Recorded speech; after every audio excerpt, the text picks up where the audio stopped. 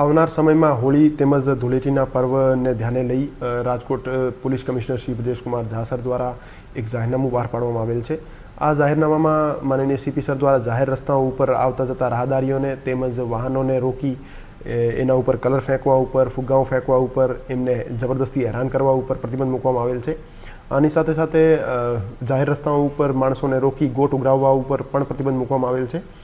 આની સાથે સાથે જાહેર રસ્તાઓ ઉપર ટ્રાફિકને અડચણરૂપ થાય એવા કોઈ પણ કૃત્ય અથવા બીજી કોઈ ન્યુસન્સ ક્રિએટ કરવા ઉપર પણ પ્રતિબંધ મૂકવામાં આવેલ છે।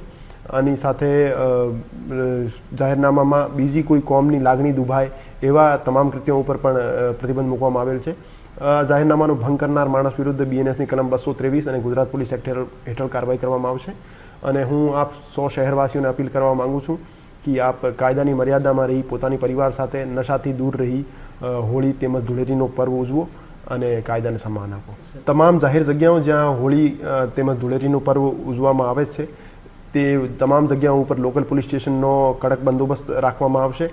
તેમજ રેસકોર્સ ઉપર અમારી સી ટીમની અને મહિલા પોલીસ સ્ટેશનની ટીમો સાદા કપડાઓમાં તેમજ યુનિફોર્મમાં તૈનાત રહેશે અને રોમિયોગીરી કરનાર અથવા છેડતી કરનાર માણસો વિરુદ્ધ કડકમાં કડક પગલાં લેશે।